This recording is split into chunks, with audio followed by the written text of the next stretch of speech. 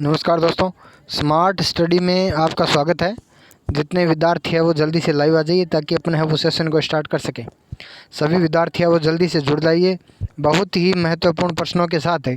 और आज अपन फिर जुड़ रहे हैं तो सभी विद्यार्थी हैं वो जल्दी से जुड़ जाइए, ठीक है, ताकि अपन है वो सेशन को स्टार्ट कर देते हैं। चलिए स्टार्ट करते हैं। सबसे पहला क्वेश्चन आपके सामने है, निम्नलिखित में से कौन सी भौतिक राशि है वो कार्य करने की दर कहलाती है? बताइए भाई, कार्य करने की दर है वो क्या कहलाती है? दीजिए जवाब। निम्न में से कौन सी भौतिक राशि है वो कार्य करने की दर कहलाती है? ठीक है, तो अपने को पता है कार्य करने की दर कहलाती है शक्ति, ठीक है। और शक्ति का मात्रक क्या होता है? वाट होता है, ठीक है। समय का मात्रक होता है सेकंड, समय का क्या मात्रक क्या होता है? सेकंड होता है। ऊर्जा, कार्य करने की क्षमता जो होती है वो कहलाती है ऊर्जा। कार्य करने की क्षमता क्या कहलाती है? ऊर्जा कहलाती है, ठीक है। और बल की यदि अपन बात करें तो आप कहते हो F बराबर क्या होता है? ma, ठीक है। द्रव्यमान और त्वरण का गुणनफल है वो क्या कहलाता है? बल कहलाता है। और बल का मात्रक क्या होता है? न्यूटन होता है, ठीक है। चलिए अगले क्वेश्चन का आप जवाब दीजिए। जब एक वस्तु एक समानुवर्तीय और गति से एक उत्पन्न करती है तो निम्न में से कौन सा परिवर्तन होता है? ठीक है, ये एक समानुवर्तीय वेग है भाई, एक नहीं है। जब एक वस्तु एक समानुवर्तीय वेग उत्पन्न करती है तो निम्न में से कौन सा परिवर्तित होता है? बताइए भाई। वर्ताकार पथ पे गतिमान कोई भी वस्तु है तो उसका कौन सा गुणधर्म है वो परिवर्तित होता है? दीजिए जवाब। द्रव्यमान, संवेग, गति या दिशा? दीजिए जवाब। वर्ताकार पथ पर गतिमान किसी भी वस्तु का कौन सा गुणधर्म है वो परिवर्तित होता है, ठीक है। तो अपने को पता है कि द्रव्यमान, संवेग और गति ये तीनों है वो वर्ताकार पथ के ऊपर है वो परिवर्तित नहीं होते, ठीक है। तो इसका सही जवाब हो जाएगा दिशा, ठीक है। वर्ताकार पथ पर यदि कोई भी वस्तु गति करती है तो उसकी दिशा में क्या होता है? परिवर्तन होता है, ठीक है। चलिए अगला क्वेश्चन। अगले क्वेश्चन का आप जवाब दीजिए। निम्न में से कौन सी भौतिक इकाई एक वस्तु की स्थिर या एक समान गतिशील स्थिति को बनाए रखने या बदलने का प्रयास करते हैं? ठीक है, अपने को इतना ही बताना है कि कोई भी वस्तु है वो स्थिर अवस्था में पाई जाती है या गतिशील होती है तो उसके लिए किस गुण का होना आवश्यक है? ठीक है, अपने को पता है जड़त्व क्या होता है? जड़त्व क्या होता है? स्थिति परिवर्तन का विरोध होता है, ठीक है। लेकिन स्थिति में और परिवर्तन करने के लिए आवश्यकता किसकी होती है? बल की आवश्यकता होती है, ठीक है। तो इसका सही जवाब हो जाएगा बल, ठीक है। चलिए अगले क्वेश्चन का आप जवाब दीजिए। स्थितिज ऊर्जा और गतिज ऊर्जा का योग क्या कहलाता है? ठीक है, अपने को पता है अपन स्थितिज ऊर्जा को बोलते हैं mgh और गतिज ऊर्जा को बोलते हैं 1/2 mv²। बताइए इन दोनों का योग क्या कहलाता है? दीजिए जवाब। स्थितिज ऊर्जा और गतिज ऊर्जा का योग क्या कहलाता है? ठीक है, तो इसका सही जवाब हो जाएगा क्या? दीजिए जवाब जल्दी से। तो इसका सही जवाब हो जाएगा यांत्रिक ऊर्जा, ठीक है। आपको याद रखना है गतिज ऊर्जा और स्थितिज ऊर्जा का योग क्या कहलाता है? यांत्रिक ऊर्जा कहलाता है, ठीक है। चलिए आगे अगला क्वेश्चन है, निम्नलिखित में से स्थितिज ऊर्जा का उदाहरण नहीं है। मैं आपको फिर बता दूं, स्थितिज ऊर्जा ज्ञात करने का फॉर्मूला होता है mgh, ठीक है। m का मतलब द्रव्यमान होता है, g का मतलब गुरुत्व त्वरण होता है, गुरुत्व त्वरण का मान होता है 9.8, ठीक है। h का मतलब होता है ऊंचाई, ठीक है। बताइए आप निम्न में से स्थितिज ऊर्जा का उदाहरण नहीं है, ठीक है। स्थितिज ऊर्जा क्या होती है? अपन कहते हैं कोई भी वस्तु है उसकी स्थिति में परिवर्तन के कारण जो ऊर्जा संचित होती है उसको क्या बोलते हैं? स्थितिज ऊर्जा बोलते हैं, ठीक है। तो आप कहते हो एक संकुचित जल का स्रोत है, बहता हुआ जल है, उठाया हुआ थोड़ा है या एक बांध में संचित जल है, ठीक है। तो अपने को पता है कि बहता हुआ जो जल है वो किसका एग्जाम्पल है? गतिज ऊर्जा का एग्जाम्पल होता है, ठीक है। बहता हुआ जल जो होता है वो गतिज ऊर्जा का एग्जाम्पल होता है, बाकी सब है वो स्थितिज ऊर्जा के एग्जाम्पल है, ठीक है। चलिए अगले क्वेश्चन का आप जवाब दीजिए। गोलाकार दर्पण की प्रतिबिंबित सतह के केंद्र को क्या कहते हैं? बताइए। कोई भी एक गोलाकार दर्पण है और जहाँ पर प्रतिबिंब और अपन कह सकते हैं सतह है उसका केंद्र है उसको अपन P से व्यक्त करते हैं। अब बता दीजिए आप उसको हम क्या कहते हैं? बताइए आप, हम उसको क्या कहते हैं? ठीक है, तो अपन कहते हैं इसको बोलते हैं ध्रुव, ठीक है। दर्पण के केंद्र को दर्पण का ध्रुव कहते हैं और जिसे P से व्यक्त किया जाता है, ठीक है। चलिए भी अगले क्वेश्चन का जवाब दीजिए आप। अणु का गठन करने वाले परमाणुओं की संख्या को क्या कहते हैं? बताइए भी। अणु के गठन करने वाले परमाणुओं की संख्या को क्या कहते हैं?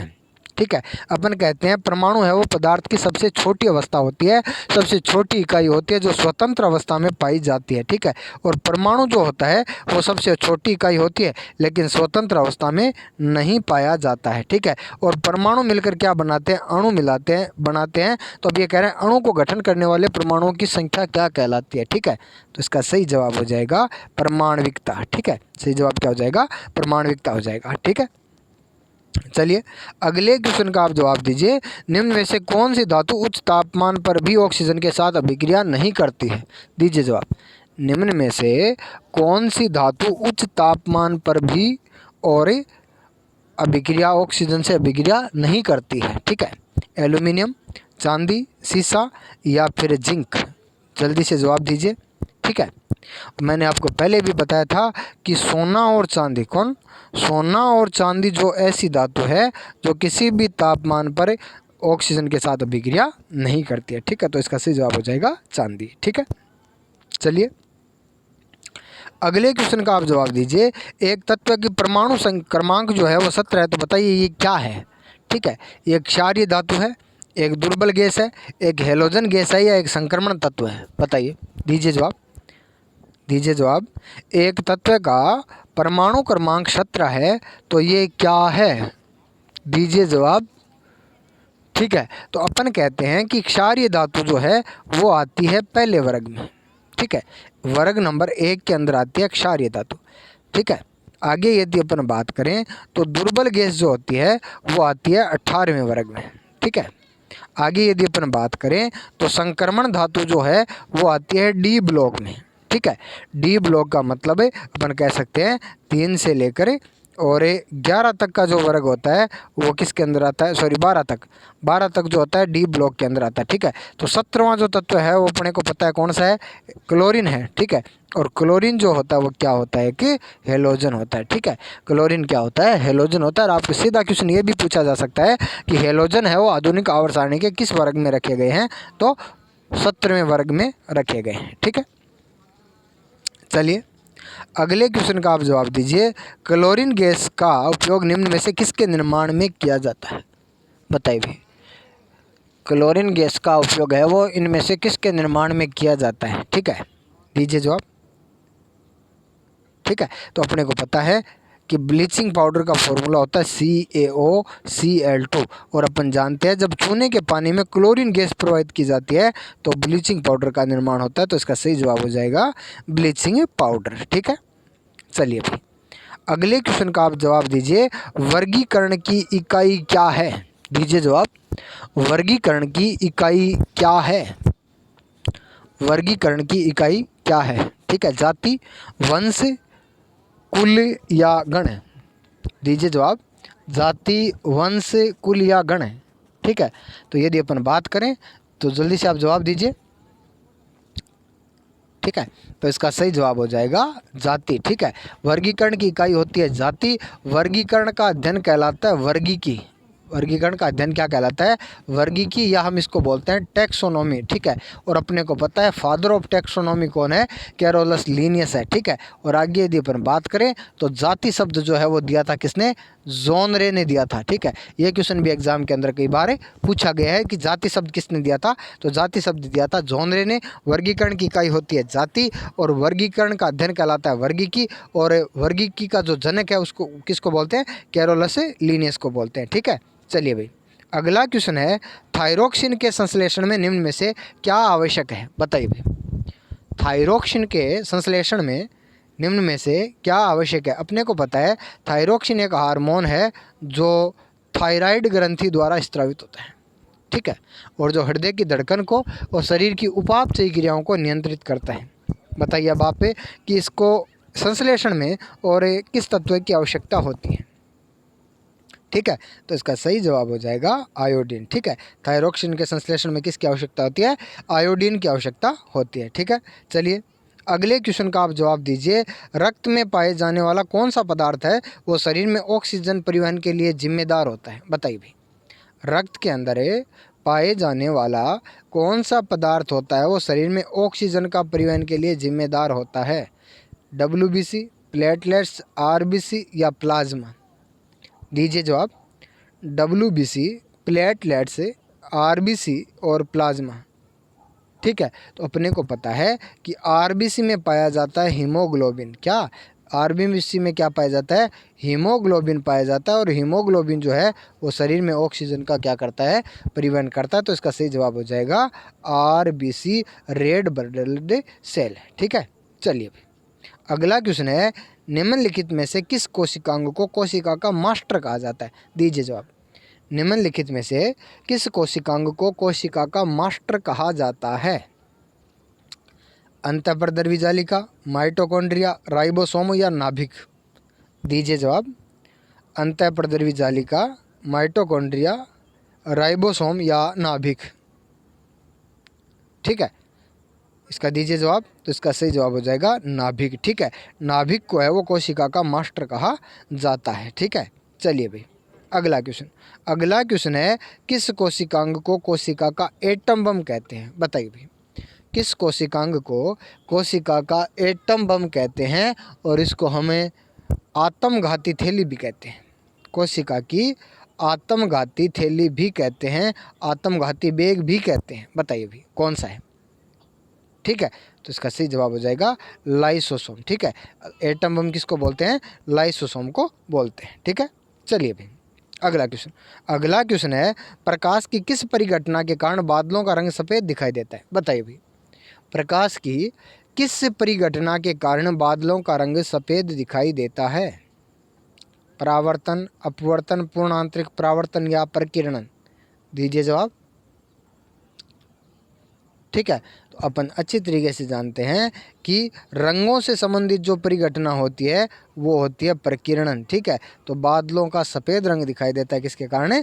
प्रकीर्णन के कारण दिखाई देता है। ठीक है, चलिए अगले क्वेश्चन का आप जवाब दीजिए, किस ग्रंथि को जैविक घड़ी भी कहते हैं या हम इसको तीसरी आँख भी कहते हैं? बताइए भी, किस ग्रंथि को जैविक घड़ी कहते हैं या हम इसको तीसरी आँख भी कहते हैं? दीजिए जवाब। किस ग्रंथि को जैविक घड़ी या तीसरी आँख भी कहते हैं? ठीक है, तो इसका सही जवाब हो जाएगा पीनियल ग्रंथि। ठीक है, अपने को पता है पीनियल ग्रंथि के द्वारा मेलेटोनिन हार्मोन स्रावित होता है और जो हमारे त्वचा के वर्णक को क्या करता है? नियंत्रित करता है। ठीक है, तो इसका सही जवाब हो जाएगा पीनियल ग्रंथि। ठीक है, चलिए अगले क्वेश्चन का आप जवाब दीजिए, पदार्थ की चतुर्थ अवस्था कौन सी है? बताइए भी सभी, पदार्थ की चौथी अवस्था कौन सी होती है? ठीक है, अपने को पता है पदार्थ की 3 मूल अवस्था होती है, ठोस, द्रव, गैस। ठीक है, इनको मूल अवस्था क्यों कहते हैं? इनको मूल अवस्था क्यों कहते हैं? क्योंकि ये तीनों अवस्थाएं आपस में बदली जा सकती है। ठीक है, ये तीनों अवस्थाएं जो है वो आपस में बदली जा सकती है, लेकिन पदार्थ की चौथी अवस्था जो है कौन सी होती है? दीजिए जवाब। ठीक है, तो वो होती है प्लाज्मा। ठीक है, और पांचवी अवस्था कौन सी होती है? पांचवी होती है बोश आइंस्टीन कंडेंसेट। बोश आइंस्टीन कंडेंसेट। ठीक है, तो पदार्थ की चौथी अवस्था कौन सी होगी? प्लाज्मा हो गई। ठीक है, चलिए अगला क्वेश्चन है, भारतीय पारिस्थितिकी विज्ञान यानी इंडियन इकोलॉजी विज्ञान की वह शाखा होती है जो पर्यावरण और जंतुओं के बीच में संबंध का अध्ययन करती है। बताइए इसका जनक किसे कहा जाता है? भारतीय पारिस्थितिकी विज्ञान का जनक किसे कहा जाता है? ठीक है, तो इसका सही जवाब क्या हो जाएगा? दीजिए जवाब। इसका सही जवाब हो जाएगा रामदेव मिश्रा। ठीक है, रामदेव मिश्रा। कई जगह आपसे सीधा क्वेश्चन RD मिश्रा भी आता है, तो आप इसको भी सीधा भी याद रख लेना, RD मिश्रा। ठीक है, चलिए भाई अगला क्वेश्चन है, इंद्रधनुष में सबसे ज़्यादा कौन सा रंग विक्षेपित होता है? इस क्वेश्चन का तो जवाब आप दे ही दो भाई सभी। इंद्रधनुष में से सबसे ज़्यादा रंग कौन सा विक्षेपित होता है? ठीक है, अपन अच्छी तरीके से जानते हैं कि बारिश के मौसम में और बारिश के बाद जो वर्षा की बूंदें होती है वो आसमान में जलवाष्प के रूप में और प्रिज्म की तरह कार्य करती है। ठीक है, और अपने को पता है कि प्रिज्म जो होता है ना, प्रिज्म के अंदर सबसे ज़्यादा विक्षेपित होने वाला रंग कौन सा होता है? बैंगनी होता है। और सबसे कम कौन सा होता है? लाल होता है। तो इसका सही जवाब हो जाएगा बैंगनी। ठीक है, तो इंद्रधनुष में सबसे ज़्यादा विक्षेपित रंग कौन सा हो गया? बैंगनी हो गया। ठीक है, तो दोस्तों जल्दी से आप मुझे बता दीजिए कि आपके कितने क्वेश्चन है वो सही हो रहे हैं, जल्दी से बता दीजिए। जल्दी से बता दीजिए कि आपके कितने क्वेश्चन है वो सही हो रहे हैं, ठीक है। और देखिए आप लोग हैं वो थोड़ी सी भी बिल्कुल मेहनत नहीं कर रहे हैं। देखिए मैंने आपके लिए 2525 क्वेश्चनों की एक बहुत ही शानदार ई बुक है वो तैयार कर ली है, ठीक है। और वो आपको 25 तारीख को है वो मिल जाएगी। अभी उसकी थोड़ी सी प्रूफ रीडिंग चल रही है ताकि आपके पास जब भी ई बुक पहुँचे तो उसमें एक लेस मात्र की भी गलती न हो, ठीक है। इसलिए सभी विद्यार्थी है वो थोड़ा सा शेयर कर दें, ठीक है। आपको मैं आपके लिए एक काम मैं आपको देना चाहता हूँ कि 25 तारीख को जब अपन और ई बुक को लॉन्च करें तब अपने जो टेलीग्राम है स्मार्ट स्टडी साइंस पॉइंट उसके अंदर 1000 सदस्य है वो आपको पूरा करने हैं, ठीक है। ये आपको एक छोटी सी जिम्मेदारी दी जाती है, टेलीग्राम को आपको शेयर करना है। और जब आपके सामने इतना अच्छा मटेरियल, ठीक है, मैंने बहुत अच्छे अच्छे टीचरों को है वो ये मटेरियल भेजा है, ठीक है। तो उन्होंने कहा बहुत ही अच्छा मटेरियल है और स्टूडेंट्स के लिए बहुत ही फ़ायदेमंद है वो साबित होने वाला है, ठीक है। तो इतना सब जब मैं आपके लिए कर रहा हूँ तो इतना छोटा सा काम तो है वो आप भी मेरे लिए कर सकते हैं। तो अपने टेलीग्राम पे आपको कम से कम 1000 सदस्य है वो पूरे करने हैं 25 तारीख को शाम तक, ठीक है। 25 तारीख को आपको है वो ई बुक की एक जो भी लिंक है वो आपको प्रोवाइड करवा दी जाएगी, ठीक है। ई बुक का जो कवर पेज है, फ्रंट पेज जो है वो आज मैंने है वो टेलीग्राम के ऊपर डाल दिया है, आप देख लीजिए। बिल्कुल उसके ऊपर लिखा हुआ है आपको 2500 प्लस क्वेश्चन है वो आपको उसमें से मिलेंगे, ठीक है।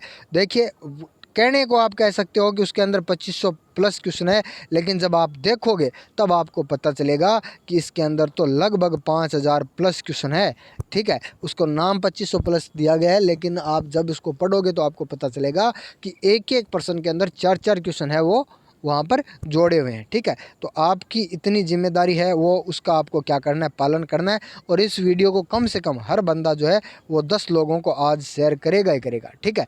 10 बंदों को आज शेयर करना ही करना है। आपकी ये थोड़ी सी जिम्मेदारी है, 25 तारीख तक आप है वो इसको थोड़ा सा संभाले लीजिए, ठीक है। चलिए मिलते हैं कल अगले टेस्ट में।